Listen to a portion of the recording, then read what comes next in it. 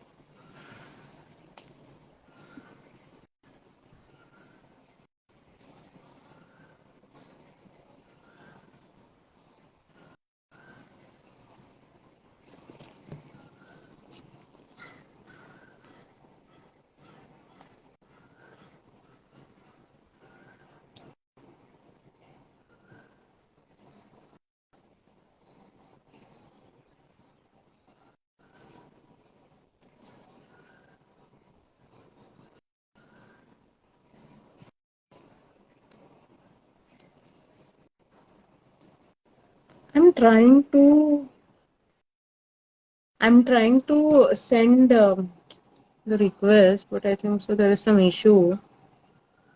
I'm not able to join.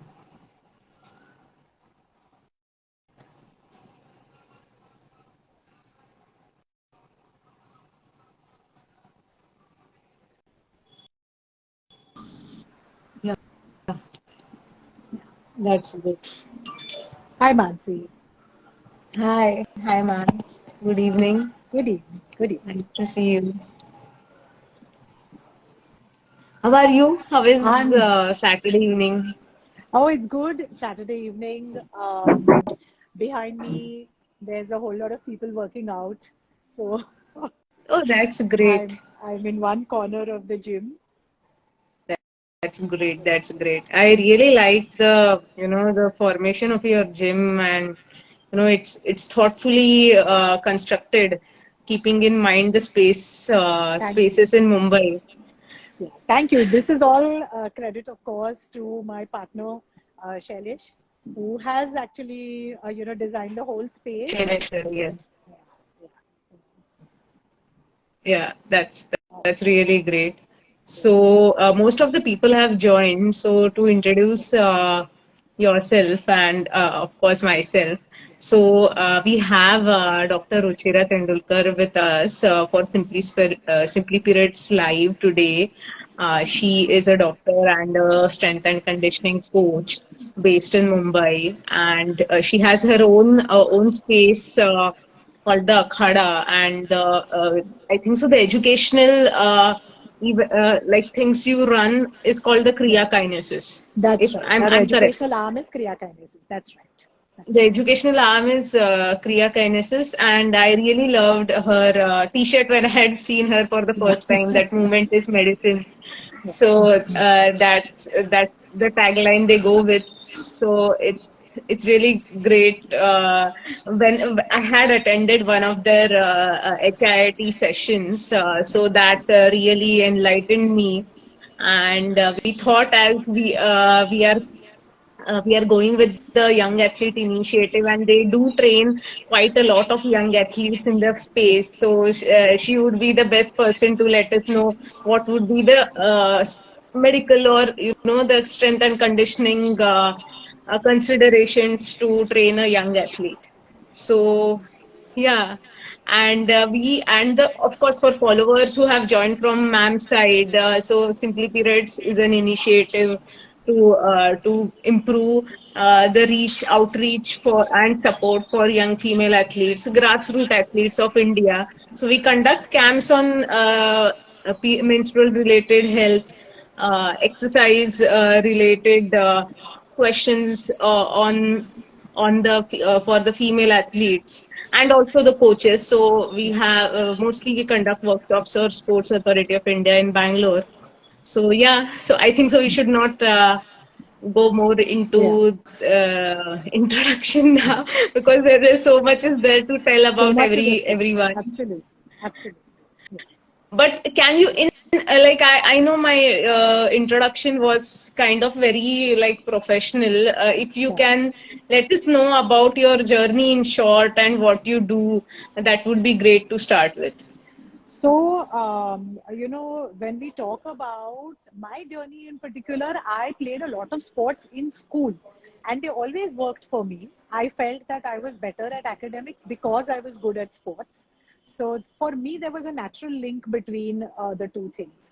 And, a few years back, we in fact did a workshop for about 200 odd coaches and PT teachers from schools all around Mumbai. This was, of course, in coordination with a brand called Total Sports here in Mumbai.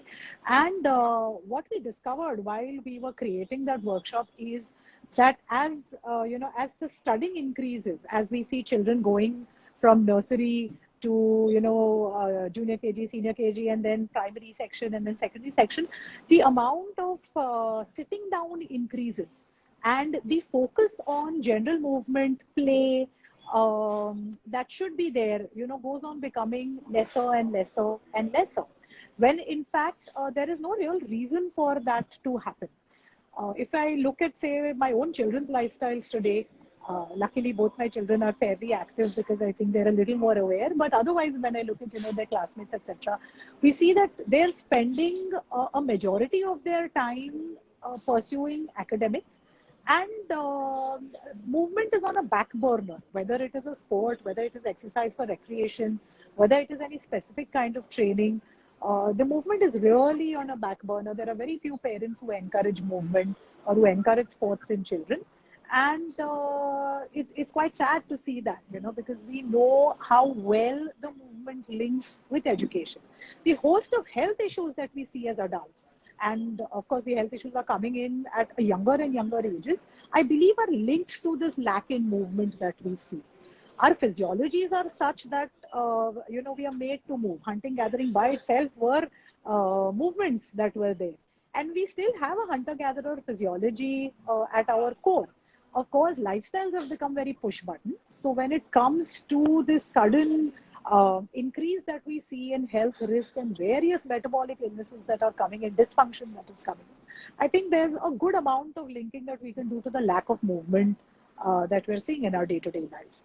And I think all the more reason why sports needs to be advocated in younger children, particularly girl children, because we do see a lot of dropout happening in girls, as compared to the boys. And this is, of course, an issue close to my heart because I myself have a lot of young students who come in, a lot of trainees who come in, who are girls in their pre-teens and teenage years. So this issue is rather close to my heart, that dropout that we see, in girls. What what do you think is like the reason for dropout, especially because I feel till 8 to 10 years, I Yeah, don't think so. There are many yeah, yeah. differences with respect to participation True. for females or males. Yeah, Why does the dropout like compared to males? I know in India there is dropout for both from both. both the Yeah, sexes. It's yeah, yeah. not if you Absolutely, consider with absolutely. respect to academics, but in case like whatever like if you see in any school in India in PT period after I guess 10 or 11 years of age after sixth or seventh standard, many girls start to just bunk the PT period Yes, and absolutely. and after that the difference is just start growing. So, what do you think would be the reasons for this, and how we can, what do you think can be? I know it's a very big philosophical question, cannot be answered at an individual level, but still, what do you think about So that? the biggest reason that we see, of course, is menstruation starting, menarche coming in, and the socio-cultural norms that we have surrounding menarche. So just today, even with my 40-year-old clients, I still get asked the question that should we work out during our periods? And I can only imagine what must have gone through their minds when menarche has just set in. There are so many myths around it. There are people telling you that, oh, this should not be done, otherwise something will happen or it will be seen negatively. Of course, there is discomfort that is there. There is, there are physiological symptoms to deal with. But downplaying movement or taking away the effect of movement, that movement will worsen it somehow. It will worsen the pain or the cramps or the other symptoms that are there, the other experiences that one has with the starting of periods, is something that needs to be corrected. That exercise will worsen it. And this is, of course, one of the reasons why we see people dropping out. The general thing is that, oh, you have no energy to do anything else. You're in pain and exercise is going to make it worse. And we completely disregard the long-term effect of exercise in mitigating the symptoms, reducing the symptoms that are actually there, or in improving the pain perception of the body, or the effect of exercise in balancing out the hormonal axis of the body, regularizing the periods, regularizing the flow of periods. We completely, just disregard this whole effect that is there. Of course, But you cannot have doctors stepping in to do this. So it falls to probably coaches, PT teachers, people involved with physical education that the children will be seeing on a more regular basis, who should, first tell them that there is nothing wrong with working out, or there is nothing wrong with training or exercising when your periods are on. Okay? Of course, there will be conditions where a break might be required, but if you feel like it, and we know, that it is different for every girl, that if you want to, you definitely can. And we are ready to provide options for the type of exercise that will take place. So the scaling of exercise is something that needs to be offered to young girls, young women, throughout their, I would say throughout the month basically, but yeah, definitely at the time of menstruation, yeah, so that the option of either do it this way or not do it at all should not be there. There should be scaling of activity so that, they look at exercise, they look at training in a positive manner rather than thinking of it as too intense, so therefore let me not do it at all. So, yeah, and also one thing I feel is confidence. I like what in general I have observed with respect to male and female to go yeah, to a gym yeah, or ask for a coach. yeah, Generally, with respect to male or male young coaches, guys, yeah, 10 standard, if you see after 10 standard, that was very visible. All very, the boys used to start going to the gym. They had their own friends who used to be their trainers, but this thing is not visible for women. The ability, like young girls who just ability to seek some mentorship or guidance, or yeah. be confident in exercise. They don't feel confident in doing exercise, Yeah. and that can also be, obviously, going with the menstruation, this No, can no, be also a. that definitely does happen, on the so many of the mothers of the young girls who come here. One of the first questions that we get asked here is, are there women coaches? Because they feel that, all their girls are 11 years old, 12 years old, 13 years old. So they've all just started menstruating. They're in menarche, or they're due to, enter menarche. And they feel that if there are only male coaches around, that the girls will be uncomfortable. If there is a problem, they will not be able to address it. And, when we came across this, we felt that the first thing to do is to make the male coaches aware, to educate the male coaches and to sense to the issue, teach them how to deal with it, because this is going to happen every month, right?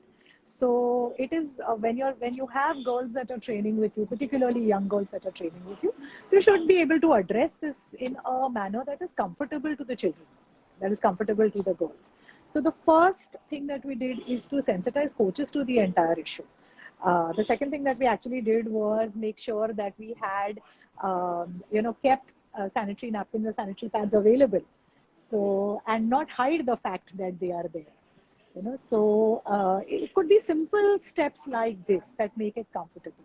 And like I said, scaling of exercise is a huge thing that needs to come in, because I myself experienced that, if I say that, oh, you get that call saying my periods are on, my back is hurting, or I have some discomfort that is there. Can I come in to train? And I'm like, of course you can come in to train. We lower the intensity of exercise, or we look at other exercises that you can do, which will not increase your discomfort. Rather than saying, you know what, don't come, don't waste the session, sit at home. So that's the kind of approach I think that will help. From the point of view of dropout, of course, there's also infrastructure to consider. I've seen a lot of girls drop out simply because there is no access to washrooms, or there is no access where they can go and change. So it can be simple things like this as well. Not all facilities are created in that way where washroom access, etc., is there. So sometimes when you're Like I traveling feel for the the sport, rural and yeah, urban parts also there are different they're reasons in different. both They're the different. parts. Absolutely. Absolutely. Particularly when the younger girls are traveling for competition, you will not have the same facility everywhere, depending on which place you have to go to. So the parents sometimes hesitate to send, for competition, just because they're not sure what kind of hygiene will be there or what kind of facilities will be there. So that becomes another reason. And I think when we're looking, like you said, that in the rural setup, you might also come across that the responsibilities that are placed upon girls, teenage girls particularly, at that age, when they're seen as that they have come of age and that they need to take on more responsibility, whether it is of the household, whether it is of tackling younger siblings. So there is added responsibility that comes in, which may take them away from the sport, because there is a division of their time, division of their effort that has to be looked at. Right? So these are, I think, That's right. common reasons. Yeah, common reasons that come So in. They're still if not you think like prioritizing sport. I know, like quite different for urban girls compared to rural Rural girls. girls, But absolutely. the main thing, like the exercise at younger years, Yeah. would the help in the future years. So, Oh, definitely. why do you think like relationship with the exercise or strength and conditioning needs to be established at younger years? And to make facilitate better acquisition, or Yeah. how we Yeah. discuss the confidence Yeah. at slightly older years to go by yourself to the gym, because you Correct. cannot at the age of 20 21 you cannot push someone to go and exercise in a structured way, Yes. and you can do that, but Yeah. in case the barriers for Indian females in terms of that becomes very difficult compared to when she is like 9 or 10 years old young girl when you teach her. I think so. Age also influences the coachability Of course, and the to training age accept things. matters. So apart from just the chronological age that we're looking at, somebody could be 15 years old, 20 years old, 40 years old. But at the end of the day, how many years have you trained for will matter, particularly when it comes to sport and competition. So performance, when we're looking at the training age and the techniques that have been picked up, the technical age of the person makes a lot of difference. And that's why training young is necessary. Now, training young doesn't mean that they will start lifting heavy weights at a young age. So unfortunately, in our minds, when we think of training, we have, these 4 or 5 pictures or videos that are stuck in our head, and we tend to think that sabhi training aise hota hai.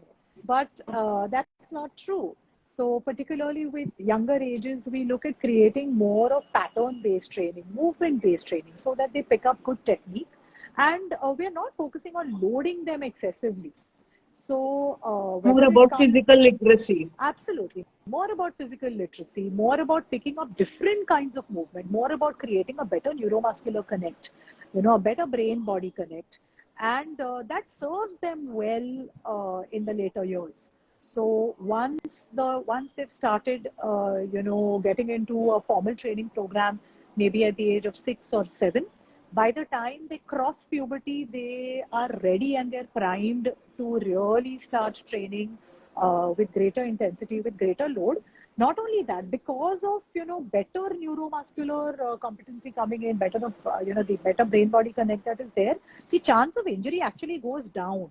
So rather than having awkward movement, dysfunctional movement, or compromises in the movement at a later age when loading is going to be necessary in order to improve performance, that aspect is already taken care of. Because there's a good connect, the chance of injuries coming in is much less so. And people don't realize this. They think that if you start training early, the chances of injury will increase. So, Yeah, provided the level of that training is no. correct, the chance of injury actually goes down. So, So, like, it was my personal experience, like, not in the rural part, but like, near to somewhere Mumbai, that I went to an academy and girls there said that if you do any exercise, strength and conditioning, lift weights, you won't be able to increase your height, or it affects your growth and development. yeah. So, like, how is it true? I know it's not true, but what do you Yeah. think? And, So yeah, we especially still get this growth, question, and how training is related to growth and development of a young female. Like, we do all the growth charts, and we Yeah, know in India, like, Indian females have very yeah, other issues like malnourishment. Some are very absolutely. obese, Yeah, I know, in yeah, some urban areas, yeah. but what the rural India is going is obviously malnourishment, deficiencies, and all that stuff. So, would having a structured exercise program at young age, how it would help in growth and development, and how it will burst these myths, like, having the like increase in height, because Height. females are very Yeah. conscious that we will be short. So, this question about will it stunt height, I started teaching exercise physiology in the year 2000. So, I'm hearing this question from the year 2000. But the best, we're looking at it from two angles. Okay, the first one is, will it stunt growth? Will it stunt height? Will it prevent you from reaching your optimal height?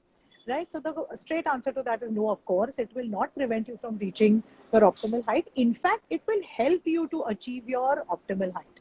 Now, there are some exercises in particular, or there's some ways of loading in particular that will actually help to reach the height potential that is there. Whatever the genetic potential is, you will not cross genetic potential, but you will reach that, or you will fulfill that entire genetic potential for height that may be there. And those exercises require some amount of action loading, which, the commonly heard exercises that we hear of for increasing height are cycling, or pull-ups, or standing up on your toes and reaching up, etc., which are not the best examples of action loading, so to say. Tadasan. Everyone is Yeah, like, do Tadasan. this, your height Everybody will is doing increase. Tadasan. Right.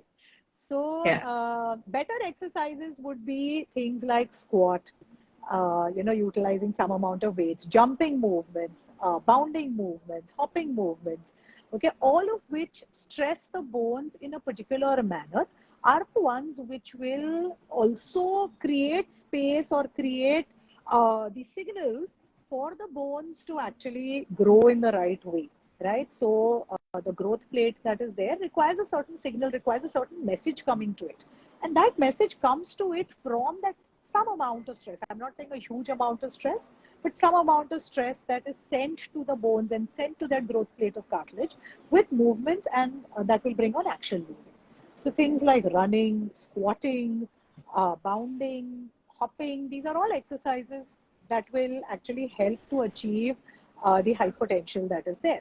This, of course, needs to be coupled with a good ahar and good vishram. So, that principle of ahar, vihar, and vishram holds good, which means that just exercise by itself without adequate rest, and by rest we're talking about good quality sleep, where the hormones that need to be secreted are secreted in the right manner.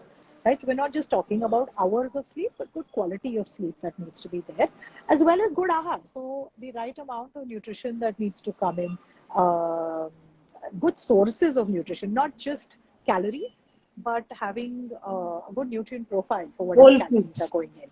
whole foods coming in, right? What people also need to realize is that puberty and the time around puberty is when the reserves of the body are being filled up. So if we Stressed. look, yeah, so if we look at the body as like a bank account, and I tell you that you have up Mm. till the age of 21 or 22 or 25, in which you can maximize your bank account. You can keep putting things in, and that bank account will go on, your bank balance will go on increasing, right? And after the age of 25, you will need to remove small amounts of money from that bank balance, okay? And then after the age of about 35 or 38, you're going to start removing bigger amounts from that bank balance. And then after the age of 50, even greater amounts are going to be required. Now, I need to have enough in my bank balance, first of all, to last me through all those years ahead. When is that time that I can maximize my bank balance? It is this time. It is this pre-adolescence, adolescence, and early young adulthood when I can maximize that bank balance. And in order to maximize that bank balance, I need two things. I need a demand and I need a supply. So in order to create the demand within the body for nutrients, I need exercise. I need a good amount of exercise, the right kind of exercise. And then I need a wonderful supply that will help me to maximize my reserves. So whether we're talking about iron reserves in the body, whether we're talking about calcium reserves in the body, right? So in order to maximize or max out this reserve capacity, I will need both. I will need a demand and a supply. So just eating without the exercise is only half the job. Just exercising without fulfilling the nutritional requirement is again half the job. We need both taking place. And in that order, there needs to be a demand and then there needs to be a supply. And if we, if we ignore one of these, mostly exercise is the one that will get ignored in the urban setup. Yeah, in the rural setup, it might be the other way around, right? But that is why that bank balance does not max out. And then you run out much earlier, right? And then we see conditions like frailty coming in, sarcopenia coming in, a whole lot of energy deficit coming in much earlier than it needs to. So, what people Yeah. don't realize is that the young age is the one where you really need to become serious about your health. Of course, I'm not saying that you need to exercise with a lot of seriousness. There can be a good Like amount of play obviously, in that. first goal should be to play and Yeah. enjoy the Enjoy what you do. process and develop Absolutely. the other teamwork and the qualities which are essential for your the whole personality development part. The whole personality So development part. Exactly. I So, think again, we see this, females would know need that more, to ability to talk and guide and to leader a group. to I lead a think group. so that Exactly. would be Yeah. that And is easier, I guess, in young age. it's easier in a young age. They get a great sense of achievement out of completing exercise programs, and the kind of feedback that they receive makes a lot of difference. So, good coaches will make sure that they offer enough feedback, accurate feedback, and positive feedback so that the correct changes take place both at a body level and at a mental level as well. So a sense of achievement coming in that yes, I can do this, or if I put in the right amount of effort, I do see a response. I do see a training result. I do see a training response. This is important, and in fact, when it comes to sport or the nature of sport, there might be some level of unpredictability there. Not you don't win every match, or you don't get your best timings every time that you run. But when it comes to training, the response is much more predictable. The results are much more predictable. So, with training, it's easier to build confidence. It's easier to build that sense of achievement, which actually carries over to competition. It carries over to performance. So, it's important to build that competition in training. Yeah, We yeah, do see people, yeah, that's girls building great confidence. So, yeah. Like with one, obviously it's a very much now I think so topic about anemia, very specific to India. yeah, And I have also seen few of the girls coming that I don't want to go to the gym and exercise because yeah, I get tired, I get it. and I won't be able to play well if I do Yes, gym exercise. So tiredness Yeah, is very much like, especially I haven't seen much through urban setup, but what I have seen through rural athletes or coming from smaller towns is they feel, gym would be very tiring and it is yeah, just loading and making them further tired. tired. Yeah. So, how, like, do you feel, strength and conditioning is related to anemia, or would it aggravate it, or would it, improve it? What, and if it is there, do you need any consultation or something? What should be a process for a young anemic athlete in an India who wants to, do strength and conditioning also, and also wants to play Yeah. So, competitively? Yeah. yeah, so typically, when it comes, it's surprising really that anemia is still the number one reason for fatigue that we see in women, even now, even today. And Yeah. we do see a lot of, anemic girls or anemic women also who are still coming into exercise who have no clue that they are anemic. So, typically the symptoms point to just feeling tired, feeling low, becoming breathless easily, and nobody Mm-hmm. thinks to really check for anemia.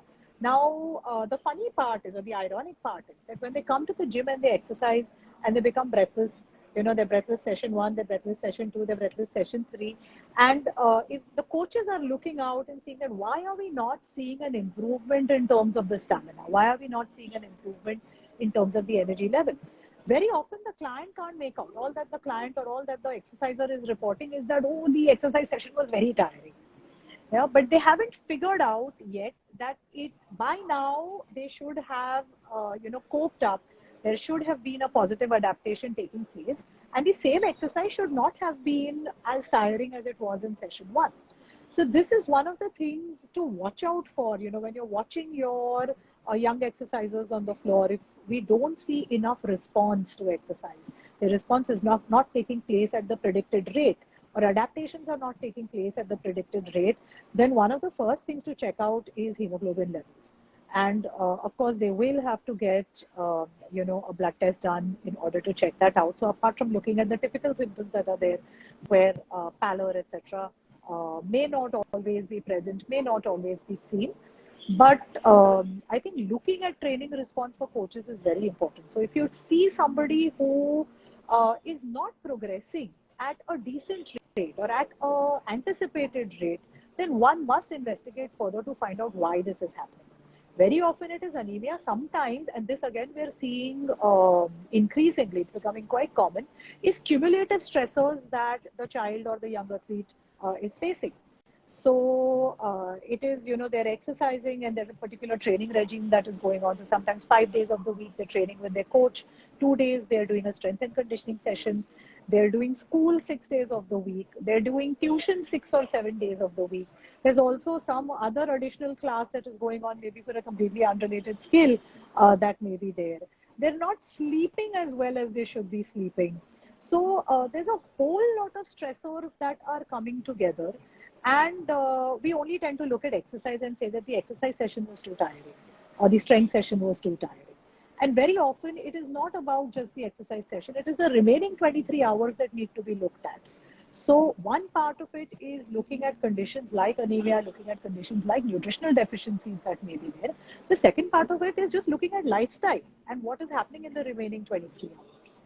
Um, we check up, at least I personally check up very often on how the week has been, how yesterday has been, how the last 2 days have been with my girls who come to exercise, because I know that I am in a position where I can make changes to their training programs to accommodate what is happening in the rest of their lives.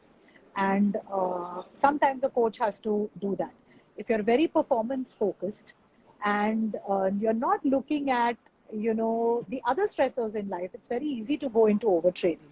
It's very easy to cause breakdown of the body rather than build-up of the body. So looking at training adaptations in order to pick out deficiencies that may be there, like an iron deficiency or anemia that may be there, I would say is important for a coach. The second thing, of course, that we look at or that we need to discuss when it comes to exercise and anemia is just iron supplementation, and exercise plus iron supplementation has actually shown better results in Oh, increasing that. the iron reserves of the body. So, of course, the level of exercise may need to be a little toned down, The may need intensity to be needs to be scaled down. changed. Yeah, Training it load. needs to be, yeah, the training load will need to be changed. But the effect is actually much better when exercise and nutrition or exercise and supplementation are combined. So, rather than saying do not exercise till the Yes. anemia is taken care of, Stop I would say, exercising and yeah, just eat food. yeah, The yeah, together it's better. yeah. So Yeah. I'd say, That yeah, scale down the exercise, also do the scale down the supplementation and the exercise. nutritional strategies, and that's going to give you a far better result. So That's that's all. that's a good takeaway. Yeah. So we are like concentrating on developing a good anemia module because most of the time, like apart from the pain narrative with respect to periods, the main thing what people complain, the second reason is fatigue. Yeah. And obviously, there are many reasons to fatigue. We cannot say Yeah. just the blood loss is fatigue, but Yeah. yeah, the deficiencies, as you said, the stress factors, mental fatigue or body fatigue, all together would drive that reason why. Because whenever we ask girl why it is not happening, she either says it's very painful, I'm not rested, and the second is I feel fatigue, I want to run but I Yeah. can't run, I can't I'm run. so tired. Yeah. True. Yeah. One Yeah. other thing, Mansi, that probably that we need to discuss here also is when we're looking at fatigue, we need to remember, particularly with pre-adolescent girls, that the growth spurt is not evenly paced out. So they're not growing at a even rate. कि, हर week में 5% growth है. It's not like that. So there will Mhm. be times where there is more demand in terms of growth. There will be times when there's less demand in terms of growth. And we've also seen, what are typically called growing pains coming in from time to time, more common with girls as compared to boys. More You know, common so yeah, so compared typically to like boys. leg pain, shin pain, pain in the calves, pain around the knees. Is much more commonly reported when it comes to pre-adolescent girls or adolescent girls, and it needs to be considered, or you need to make space for it in the training regime. The coach needs to know well in advance, how am I going to tackle this, and anticipate that this is going to come up maybe at some point or the other point, and not always blame it on soreness due to exercise, or that that is low motivation and that this is an excuse that's coming in. So, like I said, that I feel far too few coaches are focused, or they understand that how important scaling of exercise is. And I'm saying it over and over again that exercise needs to be scaled. But we always look at modules that if I want an X amount of performance, I need to do Y amount of training is what we are constantly looking at, and we disregard the rest of life. I feel that extremely strict training or pushing forward only all the time without regressing sometimes in between might actually contribute to a dropout rate. So, from that perspective, you can have an approach which is about 3 steps in the front, 1 step behind, or make sure that there are some times where, accept that there will be regressions that also come in an exercise program along with the progressions. And that actually creates for better long-term results and better adherence to the exercise program. I know you have said scaling of exercise, Yeah. but can you just if you just explain the word scaling, we generally associate with business and product Oh, development. But how yeah. how just in simpler, like even if you Yeah. have like some Hindi words or Marathi words, that is also fine So, because but by like scaling, to we simply understand mean, yeah, scaling of what exercise scaling would be is. Yeah, difficult for the yeah. yeah. So, by scaling, we simply mean that exercise in terms of its volume. So, literally put the number of repetitions, let's say, of total number of repetitions that are done in an exercise program.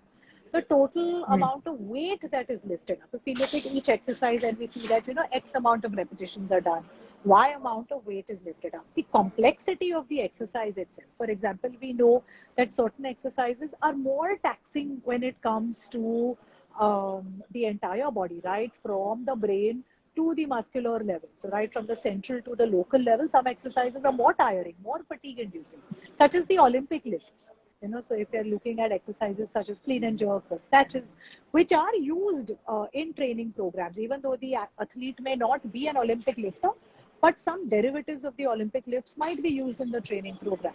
So when I talk about scaling down, I say that we need to create substitutions for these exercises that may give them a similar result, but which may not be as intense. So the coach needs to be a little creative here. So I'll give you a simple example. We use a move called the thruster very often in the Hip training thruster. program. No, not the hip thrust, just the thruster. So I'll Yeah. show you what that looks like. Yeah. So it's basically a squat and press. Yeah. Now Yeah. it's not considered an Olympic lift. The Yeah. purpose of Olympic lifts, or one of the benefits that we get from putting Olympic lifts into training programs, is that there is a lot of power that is generated, and there is force transference from the lower body to the upper body, or there's force transference through the body, so that that bar is lifted up from the ground to an overhead position in the quickest possible time, right? Now, the Olympic lift, working with a bar, may not be everybody's cup of tea on every day that they are training, right? So, like I said, that for example, if I have an athlete who's coming in who's already tired or is complaining of fatigue, or there could be other, physiology happening at that same time, which is there could be menstruation, or there could be other, reasons why she may be low on energy on that day. I might substitute that move with something like a thruster, which will give me a similar benefit, not exactly the same benefit, but which is far less tiring to carry out. Not very, I don't need a lot of focus to carry it out, a lot of mental focus to carry it out either. And I can substitute utilizing a barbell with utilizing lighter dumbbells. This is what we mean by scaling down. So that same exercise, you can use a part of it, you can use a derivative of that exercise. You can change to a lighter load. You can change the number of repetitions and sets of that exercise that is carried out. Rather than saying that, you know what, you have to do it in this way or don't do it at all. So that approach, I feel, contributes to not only loss in confidence, but it may contribute in some way to drop out of training programs. So, So like, suppose, in a team, like, of 12 girls, if, yes, two, three girls are menstruating during the same time, and, generally SNC in team setup or any other, like, they yes, already have group, like, at yes, least at elite level, yeah, you coach 1:1. But yes. most of the time at young age, you have a group of Groups, athletes. Like, absolutely, so in that absolutely. case, as you have said, scaling down of exercise. So Yeah, some girls who are, having periods, they yeah. can, give some regression of the same exercise rather Yes. than telling them, okay, you completely take rest, don't do any movements. Like, how should be a stance of strength and conditioning person with respect to group coaching, group Yeah. activity? So, yeah, even in group activities, so this is where your teaching methodology makes a lot of difference. It's always easy to teach one on one, because there's one person that is being coached and there's one coach, and all your attention and focus is towards that single person. And of course, you can change exercise as required for that single person. But when it's a group that you're coaching, then the way you demonstrate, the way you cue, the way you assign repetitions to every person, or the way you regress and progress for every person makes a lot of difference. So it's actually tougher to teach a group than it is when you're doing one-on-one coaching, right? So from that point of view, I think this is where coaches need to step up and upgrade their teaching skills and their teaching methodology, so that nobody feels left out. At the end of the day, even if it's a group that is working out together, exercising together, you still want all of them to derive the same sense of achievement out of it. You don't want one child to end up feeling that, oh, this training session was wasted for me. So even if there is a child who is not at the same level, or not at the same level on that particular day, but still have some sense of achievement that they derive out of their training session. And that depends on the skill of the coach when it comes to how they handle groups, how well they're able to teach, how well they're able to cue. You know, this is where I feel coaches need to upgrade. So Yeah, yeah, yeah. So I know we have, like, just we wanted to discuss some injury related, like, in case there are, there's as you said, the coordination some during the growth spurt sometimes get affected, yeah, growing pains.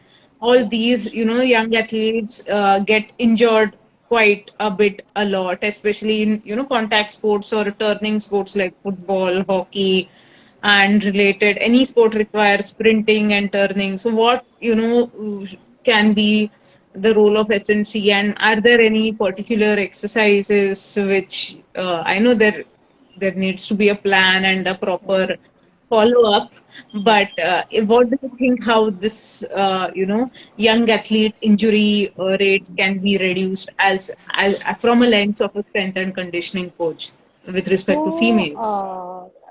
funnily enough, this was what we discussed only a couple of days back with a gymnastics coach who comes in for our members here at the gym. And of course, we were discussing with him that so many young children start off, with gymnastics 5 years, 6 years, 4 years of age. So he coaches a lot of these young budding gymnasts. And we were discussing again the same thing, that how they start dropping out once they're closer to the ages of 11 or 12. And he said, of course, sometimes injury plays a large role in why they're dropping out. So performance Yeah. starts dropping, and then they have an injury comes in that just does not seem to heal, or it keeps recurring.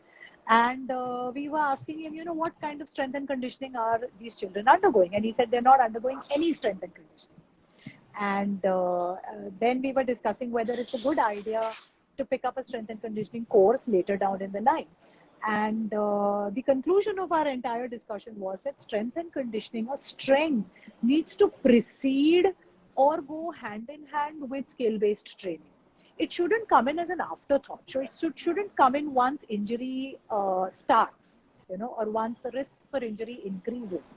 And very few people seem to understand that. So, for example, you will see a gymnastics coach doing all the exercises that will help in the performance of gymnastics, but you will not see them performing any exercises or even referring out for any exercises that will actually build resilience in the tissues, or that will create a certain amount of force absorption capacity within the tissues, impact absorption capacity within the tissues, right? So there is zero strength and conditioning that happens as a forethought with some sports. Most of the children, even here, who are coming in, we have a lot of sprinters, we have a couple of badminton players, swimmers who come in. They've all come in after having been in the sport for almost 4 to 5 years at a minimum. Okay, I do not And have a that too single person. competitive, I That too feel like states competitive. and their. Absolutely, that too competitive.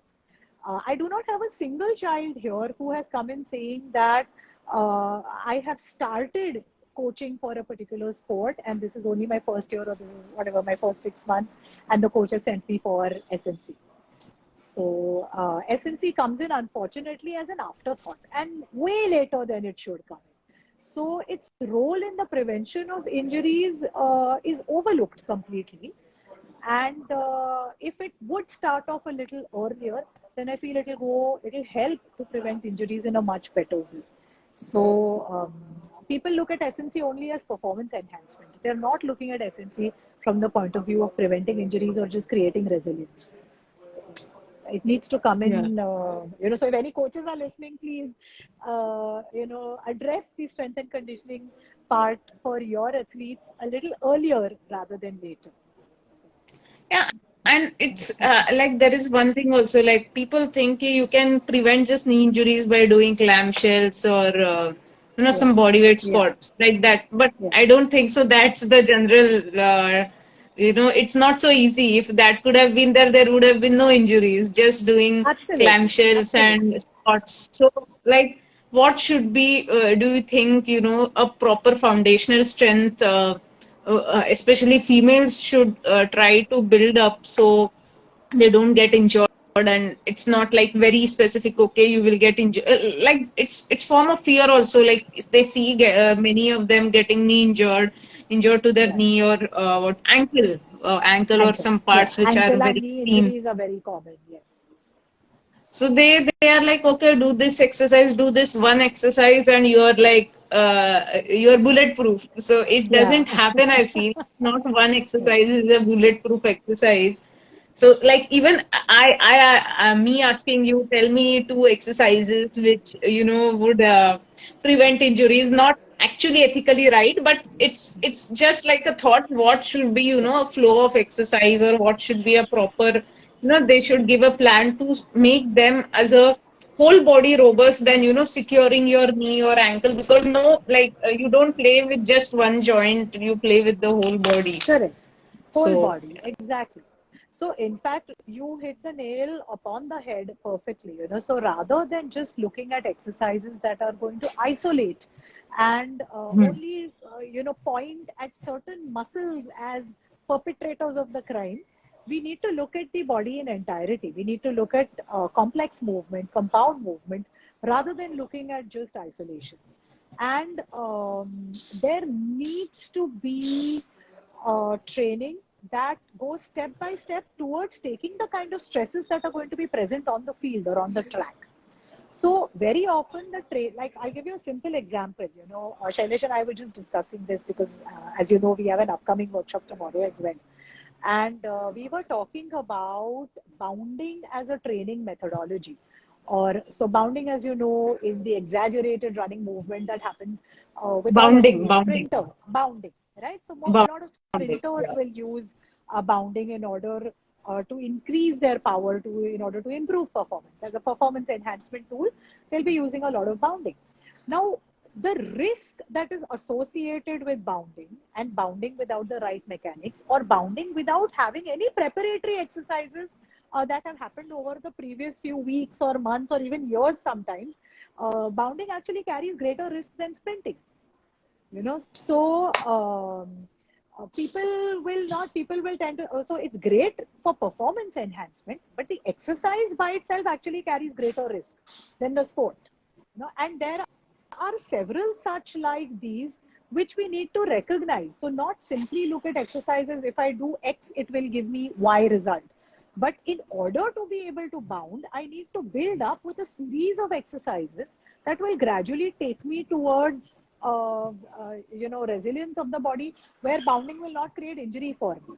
So things like depth jumps, bounding, they're great exercises. Plyometrics, great exercises, right? For performance enhancement, they're fantastic. But if my basic squat isn't good, if my basic squat is good, but my loaded squat is horrible, where the core is not holding up, or where there are so many other issues that could come in, right? So if I can't do a loaded squat, if I cannot perform a squat under load, then in all probabilities, I am going to have a breakdown when I try and carry out exercises like bounding, or when I try and carry out exercises like depth jumps, which are considered as performance enhancement moves. So this understanding that the body needs to learn how to bear load, the body needs to learn how to absorb impact, the body needs to learn how to transfer forces in a safe manner, is something that comes only in a progressive program. And that's the reason why strength and conditioning needs to start off a little earlier rather than later. Because like I said, that most people who come in are already doing all these high risk moves. So they're already aiming at performance enhancement without having ever created resilience. So Yeah, just, like the basic foundational yeah, movements are not clear or not and there. you want Yeah. to So integrate. there's no loaded squat that is happening, but there will be jumping that is happening. So um, this is something I think that people need to, or coaches need to focus on. So Yeah. coming in a little earlier to create, for loaded movement is important. It will actually help to create resilience. And that the current topic of discussion that is there is whether we need separate flexibility when there's good loaded movement taking place, when there's full range of motion loaded movement taking place, because there is a lot of dynamic flexibility that comes into that as well. So sometimes just carrying out good old strength training, old fashioned strength training, can pave the way for carrying out risk free performance enhancing moves later on. And there are far too less people carrying out just sensible strength training. So sometimes that's Yeah. all that is required. Yes. So that's really great. So just one last question to Sure. this. How an injury prevention program can be designed by, a coach, a technical coach, or an SNC, or even a physio.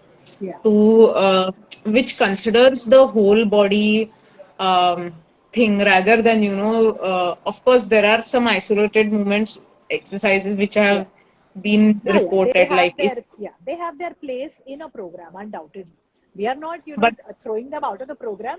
We are just saying that more needs to be there. yeah, yeah, yeah. So, yeah. Like it's not only one answer to Yeah. everything, like how it can be. So just how can be strength and conditioning or a generalized exercise program with respect to growing females can be integrated in their training schedule, or how much they should focus in a week to prevent injuries, or how much time or when they should start like taking a structured SNC program for like a week to give them better results with respect to performance also, but for, and of course for Injury more prevention important, also. injury prevention. Yeah. So I feel 2 days of the week is adequate to provide a program from the point of view of creating resilience, from the point of view of injury prevention. 2 days a week will also help for performance enhancement at early levels or mid levels. Some athletes, of course, will require greater one-on-one training, and they will work out more than 2 days of the week because they're sometimes training twice a day or even more. So their SNC sessions can happen 3 days, 3 sessions in a week, 4 sessions in a week. But at the very Hmm. least, 2 sessions in a week, I would advocate in order to create both effects, in order to create resilience and injury prevention, and also to create strength building and some performance enhancement coming in, right? Um, the reason why it shouldn't be lesser than 2 sessions is that it will be ineffective. There will be too long a gap. Not enough exercises will get covered in a single session. So a single session makes no sense. It must be a minimum of 2 sessions that takes place. From the point of view of injury prevention, I'll give you the example of a simple squat, right? If we look at just the squat as a move, there are several points that come in where which become focus for injury prevention. So right from looking at ankle mobility, flexibility of the calf, whether the tibialis anterior has been trained or not. So just balance of muscles around the joints that are there. So let's call it strength ratio, the strength balance, flexibility balance around how muscles are working around the ankle joint, muscles are working around the knee joint, muscles are working around the hip joint, muscles are working around the spine, the paraspinal muscles, etc. How muscles are working at the level of the shoulder blades, the shoulders, because there is some amount of trunk stability that is required. So just a simple loaded squat will also create wonderful resilience and wonderful injury prevention, provided it is done in the right manner. Now, if I look at only the load that is lifted in the squat, or only the volume, that is the number of repetitions that are carried out in the squat, and not at the other mechanics of it, then I'm doing only half my job. So I need to look at the technique, the form with which it is carried out, whether the mechanics are suitable to that person, that particular person who's carrying it out, right? And there is a lot of fine tuning that happens when you have that exerciser with you over weeks. And it is said that everybody's squat is different. That Yeah, no two squats will look alike. like But a it takes, signature. yeah, it's like a signature. And it takes time to figure out what is that signature for that particular person. So consistency of training is really important there. So one exercise that I would definitely pick would be a squat loaded in whichever format, with dumbbells, with barbells, with sandbags, with any kind of resistance that may be there. A second exercise that I would like to pick, and because we're seeing a lot of this, and because we're also anticipating that all these young athletes are also academicians, so they're studying and they're spending a lot of time seated. So Yeah. something for the spine. So I personally prefer utilizing the side plank or the side bridge. Yeah, I use a lot of side bridges and side planks in my regimes because, and of course, their progressions and variations that we utilize with those, because they actually help to train and balance out the right side and the left side. They create a little symmetry when it comes to muscular function around the spine. So not only are they training anterior, posterior, they're also training the left and the right. And we're looking, of course, at equalizing the right side and the left side when you're doing those side plans. So a simple side plan will go a long way towards spinal health, and it will go a long way towards negating the influence that so many hours of sitting will have. You know, so it could be something as simple as these two exercises that can create resilience, or that can create, the basis for injury prevention at least. They are not everything, but if one has I to know, pick I know. two, we could just go with these two. They will still give good results. So some amount of negating the influence of sitting is required. And, Yeah, that so was really great. yeah, So I really thank you yeah, for having, you and it your was time wonderful. here, So I'm telling us glad I all was able about. to do this because, like I said, this is a topic close to my heart. We do have a lot of young girls who train with us, and it's an enriching experience. So it's been great. It's always nice to talk about I this. think so.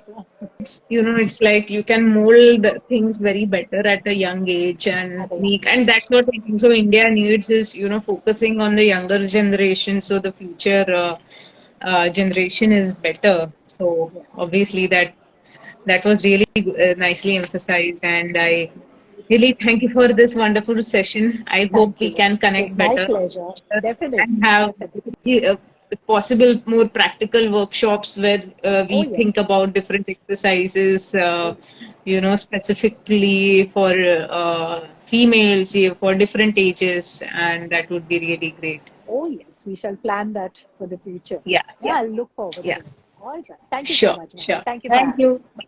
Bye. Bye.